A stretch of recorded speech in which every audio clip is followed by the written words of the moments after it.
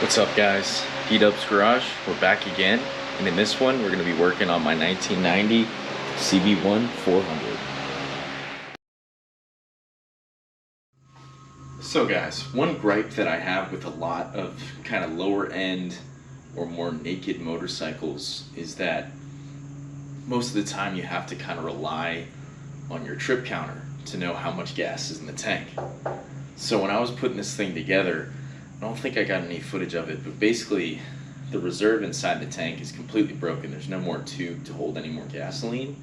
So the second I run out of gas on this thing, I'm gonna be out and I'll be stranded. So as you guys know, I'm a car guy, I'm a bike guy. I like to sort of know what's going on with my machines. So basically I did some looking around because obviously there's no sending unit in the tank on this thing. And I was able to find a kit from this company called LSK Motorcycle, and they actually make a kit that allows you to run a fuel gauge on pretty much any bike with a tank, right? And so of course I bought it, and I got one here right now. It took a bit because it came from Europe, but I think it's going to be well worth the wait, and we are going to be installing that today and seeing how it works. So let's do it. All right, so we got the kit all laid out here pretty nicely, as you guys can see. Basically, I know this is sort of like a thing if you're a car guy, it's just like, I don't read the instructions, that's dumb. I kind of do the same thing here and there, but I read through both of these. Basically, one is how to calibrate the gauge, and then also sort of how to mount and where to wire and all that for the fuel level sensor itself. So really, I'm just going to get going on this thing, pull the tank off, start kind of seeing where things can sit comfortably. Hopefully I have enough room down there because we got a fuel pump, and I remember the lines being pretty tight. But we're going to go ahead, rip the tank off, and really just start physically installing the thing. Then I think I'll wire it, make it look nice, and then hopefully calibrate this thing and then see how it works. I can't wait to see. It's a really cool looking little gauge. Digital display is what I went with on this one. Usually I like analog, but I just kind of like the way this one looked. So we're going to go ahead and do that now. Let's get the tank off, let's get rolling.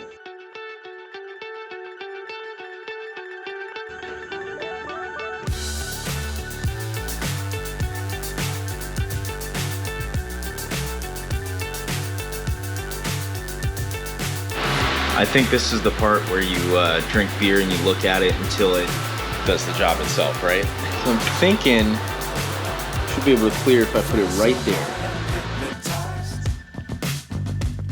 What's up is down, what's left is right. Chasing stars and holding you. I can't see the end, but we'll see it through.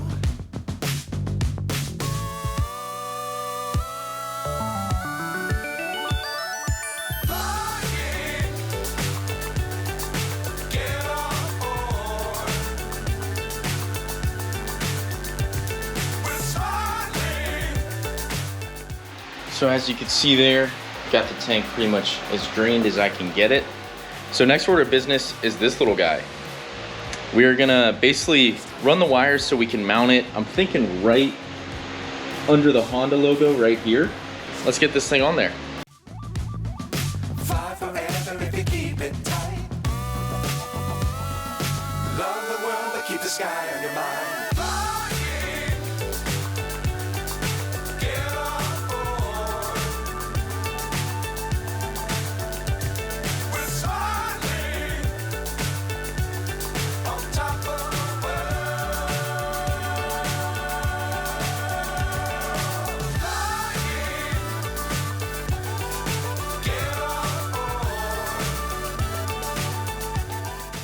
Alright guys, so we are at the point in the video now where it is time to find switched ignition. It is our lucky day because as you can see, it says that one terminal that's not used right there is switched ignition.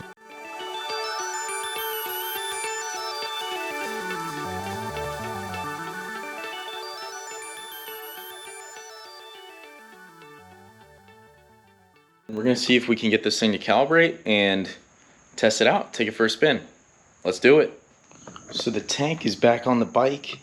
We got everything nice and tucked away here. I'm actually pretty happy with how it came out. We are using the more precise way to actually get this fuel gauge to read. It seems a little more complicated calibrating it, but I think it's gonna be worth it in the long run, and I have nothing but time right now, so I'm gonna try to get this done. Essentially, if you read the instructions, this is what they say. So everything, all the calibration is done with a proximity magnet here. And with this one, you actually have to fill the tank 10% at a time, incrementally. And that gives you a super accurate reading of how much fuel is actually in there. Right now, it's completely empty. So we're gonna go ahead, try to get this thing in calibration mode. And once we do that, we're gonna start filling the tank 10% at a time. So it took a lot of finagling with that magnet and reading over the instructions a bunch more times, but basically I am now in the spot where it's in calibration mode for tank shape compensation, so that's the much more accurate one. We're getting there. Basically got 10% of the tank full. So a couple things here, guys. Of course, this is why we do these things. We learn from it. Basically, the old fuel line I had on here has a perfect 180 in it.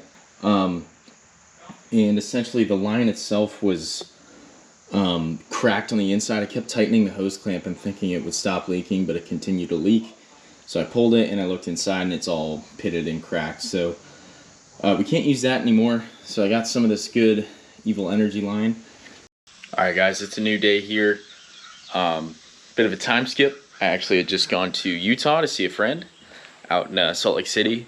A lot of fun, but kind of put a bit of a hold on things here. So got a couple of 1/2-inch 90s from Home Depot. Inside diameter obviously is not compromised. I'm gonna go ahead and get those on the bike, and then before I even try to program that gauge again, because I did get the hang of it before, I'm just gonna start it and make sure it'll rev out.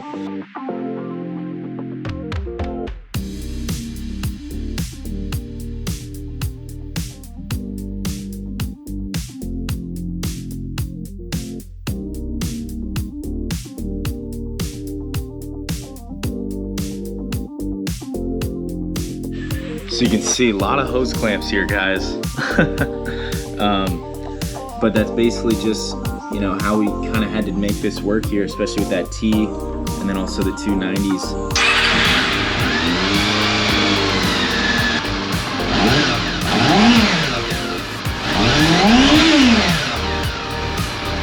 So I'd say that little test there is proof enough for me. I'm gonna go ahead and program this thing. It's a really long, tedious process. I'm gonna put it down in the description. Basically, you just have to make sure that you follow the directions on this thing. I'm going with a more precise method. It's gonna take a while. It's gonna be a little complicated, but I'm gonna go ahead and do it, and I'll show you guys when I'm done. And just like that, she's in, fully calibrated.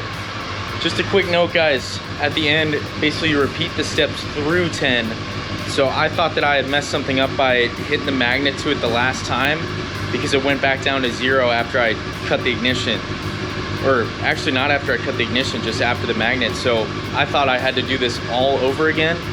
Luckily that wasn't the case. Basically, you gotta turn the ignition back on, and with the fuel petcock open, the gauge basically just has to load up because it's sensing how much pressure is in the tank, and then it'll show you the full display and you'll be good to go. So bullet dodge there. I really didn't want to do it a second time, but we're gonna go ahead, get the fairings back on the bike, get everything put back together, and then I'm gonna go ahead and I'm thinking I'm just gonna put the gauge right under the Honda logo, because I think it looks pretty good there.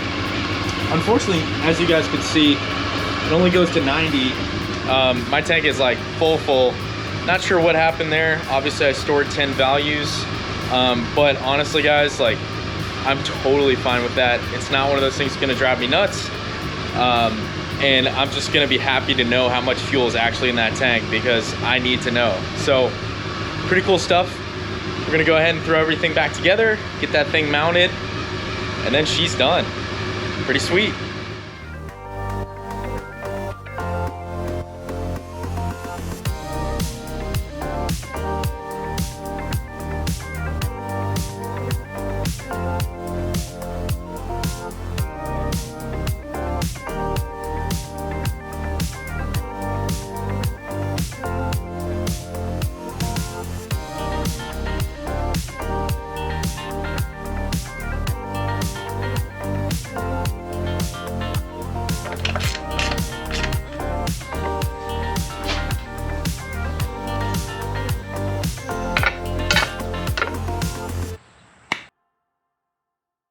just wanted to say thank you so much for watching. I hope you liked the video, and if you do, maybe consider subscribing. This was a tough one here and there. Definitely a little funky trying to program it and figure out, you know, exactly what was going into the tank.